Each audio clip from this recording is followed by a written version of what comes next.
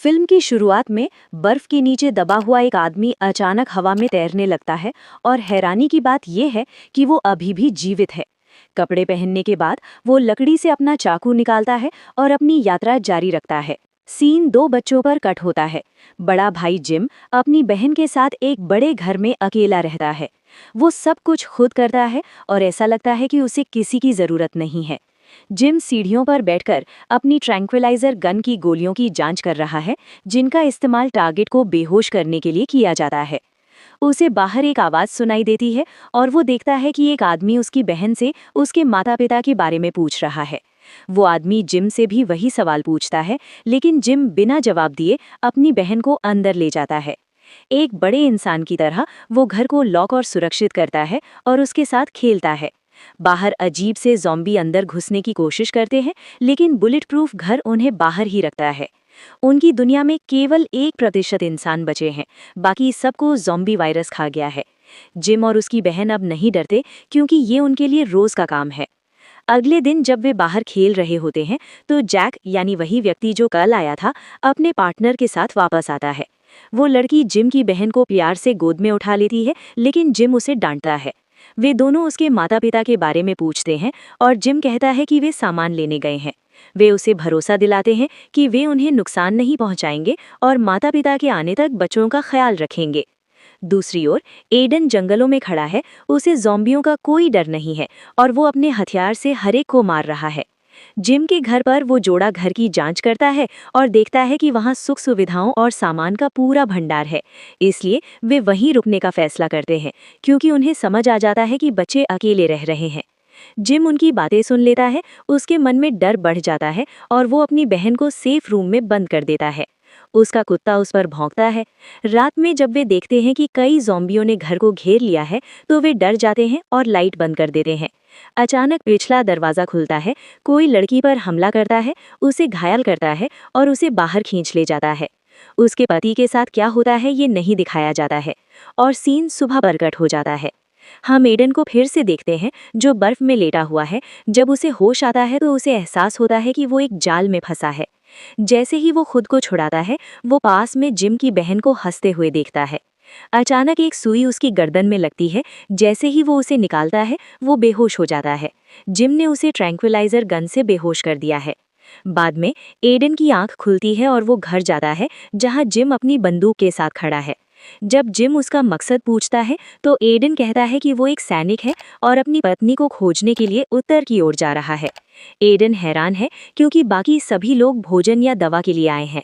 Aiden पहला व्यक्ति है जो अपनी पत्नी को ढूंढ रहा है। जिम को लगता है कि वो उस पर भरोसा कर सकता है और उसे अंदर ले आता है। जिम एक सौदा करता है। घर की बिजली चली गई है, इसलिए यदि एडन ट्रेडमिल पर दौड़कर सारी बैटरी चार्ज कर दे, तो जिम उसे दवा, भोजन और आश्रय देगा। एडन मान जाता है और पूछता है कि जिम के माता पिता कहाँ हैं। पहली बार जिम सच बताता है। उसके पिता एक वैज्ञानिक हैं जो लंबे समय से वापस नहीं आए हैं, और उसकी माँ एक सुरक्षा एजेंसी में काम करती है और एक मिशन पर बाहर है। बातचीत के दौरान एडन बाहर एक ज़ॉम्बी को देखता है, बाहर भागता है और एक बड़े पत्थर से उसका सिर कुचलकर उसे मार डालता है। जिम अपनी बहन की आंखें ढककर ये सब देखता है। जब एडन वापस आता है तो जिम पूछता है कि उसने ज़ॉम्बी को क्यों मारा, ये कहते हुए कि घर बुलेट प्रूफ है और वे अंदर नहीं आ सकते। एडन उलझन में है। वो सोच रहा है कि यहाँ और क्या क्या सुविधाएं हैं, लेकिन उसे अपना काम खत्म करके जल्द से जल्द निकलना है। वो बैटरियों को रिचार्ज करने के लिए दिन रात ट्रेडमिल पर दौड़ता है और आखिरकार थकान से गिर जाता है। जिम की बहन उसे पानी और खाना देती है, फिर उसे अपनी पेन देती है ताकि वो अपने बाल बांध सके। फ्रेश होने के बाद एडन उन्हें खाना परोसता है। जब वे बाहर जाते हैं तो उन्हें पता चलता है कि उनके जाल में एक ज़ॉम्बी फंस गया है और जिम अपनी बंदूक से उसे मार डालता है। तभी एक बूढ़ा आदमी और एक युवती वहां से गुजरते हैं, जो शायद किसी की तलाश में है। एडन और बच्चे घर लौटते हैं, जहां एडन उनके माता पिता की तस्वीरें देखता है और उसे कार की चाबियां मिलती हैं।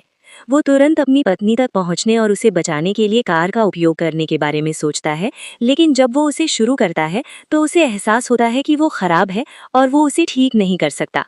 गैराज से बाहर निकलते समय उसका ध्यान आउटहाउस के दरवाजे पर जाता है, जिससे अजीब सी आवाजें आ रही हैं। इससे पहले कि वो जांच कर पाता, जिम उसे रोक देता है और वे सब घर लौट आते हैं।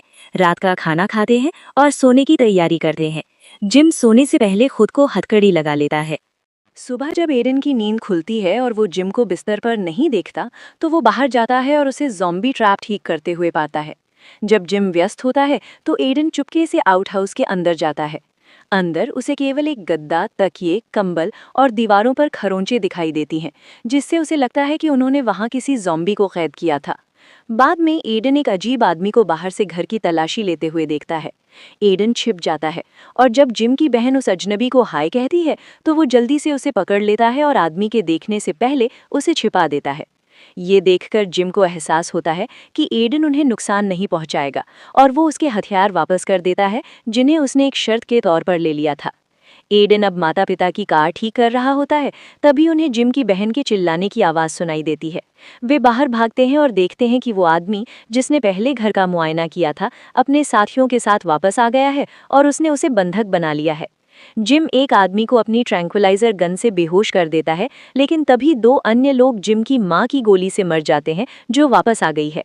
एक आवारा गोली एडन को लगती है और वो मरने से पहले अपनी पत्नी को याद करते हुए बर्फ में गिर जाता है। कुछ समय बाद एक अजीब बात होती है। एडन वापस जीवित हो जाता है और उसके घाव पूरी तरह भर जाते हैं।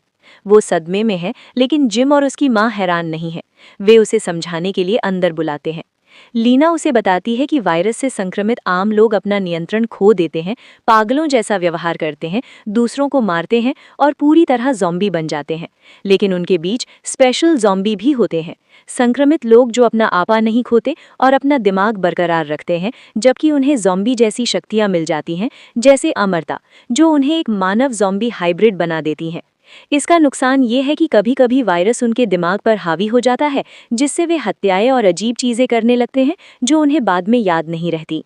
एडन को एहसास होता है कि वो एक स्पेशल ज़ॉम्बी है, क्योंकि फिल्म की शुरुआत में वो मर गया था और फिर जीवित हो गया था। लीना फिर खुलासा करती है कि उसका बेटा भी एक स्पेशल ज़ॉम्बी है। एक फ्लैशबैक दिखाता है कि शुरुआत में उस जोड़े को मारने वाला जिम ही था। जब कुत्ते ने उसे सूंघा तो उसे महसूस हुआ कि जिम बदलने वाला है, इसलिए जिम ने अपनी बहन को नुकसान पहुंचाने से पहले उसे सेफ रूम में बंद कर दिया और फिर उस जोड़े को मार दिया। यही कारण है कि वो हर रात खुद को हथकड़ी लगाता है। रात होती है और एडन फिर से अपनी पत्नी का सपना देखता है। उसे खून से सने मुंह के साथ एक मृत बच्चे को पकड़े हुए देखता है। वो टूट जाता है और रोने लगता है। लीना उसे दिलासा देती है और कहती है कि केवल वही दुखी नहीं है, और वो बताना शुरू करती है कि कैसे जब उसके 2 बच्चे पैदा हुए थे तो दोनों को दिल की लाइलाज बीमारियां थीं। वो बताती है कि ज़ॉम्बी वायरस तेजी से फैल रहा था और उसके पति जो एक वैज्ञानिक थे, उन्हें स्पेशल ज़ॉम्बी के बारे में पता चला। शोध के दौरान उन्होंने एक सीरम बनाया जिसे जिम में इंजेक्ट करने पर वो शारीरिक रूप से ज़ॉम्बी में बदल गया, लेकिन मानसिक रूप से इंसान ही रहा। वो एक सुपर ज़ॉम्बी बन गया और उसकी बीमारी ठीक हो गई। लीना के पति को लगा कि जिंदगी ठीक हो जाएगी, लेकिन किस्मत को कुछ और ही मंजूर था। एक दिन जिम ने उन्हें काट लिया और उन्हें वायरस से संक्रमित कर दिया। उसके पति एक सामान्य ज़ॉम्बी में बदल गए, जिससे लीना को उन्हें मारने के लिए मजबूर होना पड़ा। बोलते बोलते वो टूट जाती है। तभी बाहर से जिम के चिल्लाने की आवाज़ आती है, क्योंकि वो उन्माद में जाने वाला है। रोते हुए लीना उसे आउटहाउस में बंद कर देती है और बाहर बैठ जाती है, जबकि अंदर से जोर जोर से चीखने चिल्लाने की आवाज़ें आती हैं। वो दरवाज़ा खोलने से मना कर देती है। एडन को सहानुभूति महसूस होती है और वो उससे आराम करने के लिए कहता है, जबकि वो पहरा देता है। कई दिन इसी तरह बीत जाते हैं। एक बॉडीगार्ड की तरह एडन लीना की मदद करता है और लीना एडन की। वे फिर से सामान्य महसूस करने लगते हैं। लेकिन एक और समस्या तब आती है जब लीना की बेटी बर्फ में बेहोश हो जाती है। लीना उसे अंदर लाती है और पता चलता है कि उसकी दिल की बीमारी वापस आ गई है। इसका कोई इलाज नहीं है और इलाज करने वाला कोई बचा नहीं है। एडन सुझाव देता है कि उसे भी जिम वाला वायरस लगा दिया जाए, ताकि वो भी जिम की तरह सुपर ज़ॉम्बी बन जाए, लेकिन लीना मना कर देती है, क्योंकि वो पहले ही बहुत कुछ खो चुकी है। जिम अपने उन्माद से उभर जाता है और एडन और लीना के साथ मिलकर लड़की की देखभाल करता है। दिन बीतते हैं और एडन के जाने का समय आ जाता है। लीना और जिम उसे रोकने की कोशिश करते हैं, लेकिन वो नहीं मानता और चला जाता है। कुछ ही देर बाद लीना के घर के पास एक समूह इकट्ठा हो जाता है। उस नेता की बेटी लापता है। वो एक आदमी के साथ भाग गई थी, जिसके बारे में पता चलता है कि वे वही जोड़ा था जो जिम के घर आया था। वो आदमी जिसने पहले घर की तलाशी ली थी, उसे अपनी बेटी की कार लीना के घर के पास मिलती है और वे हमला कर देते हैं। बाहर सो रहा एडन कदमों की आहट से जागता है और कई लोगों को करीब आते देखकर जिम और लीना को बचाने के लिए वापस भागता है। अंदर नेता लीना को प्रताड़ित कर रहा है और पूछ रहा है, तुमने मेरी बेटी को कहाँ छिपाया है? लीना कहती है कि वो नहीं जानती, लेकिन वो विश्वास नहीं करता क्योंकि उसकी बेटी का सामान घर में है। एडन चुपके से अंदर घुसता है और जिम को किचन में छिपा हुआ पाता है। हमलावरों के बारे में जिम से पूछने और अपने हथियार तैयार करने के बाद वो चुपचाप हमला करता है और उनमें से कई लोगों को मार डालता है। फिर वो गिरोह के सरगना का सामना करता है और कई लोग उस पर बंदूकें तान देते हैं। लड़ने के बजाय एडन अपना गला काट लेता है और मर जाता है, ये जानते हुए कि वो फिर से जीवित हो जाएगा और दर्द उसे सुपर ज़ॉम्बी मोड में पहुंचा देगा।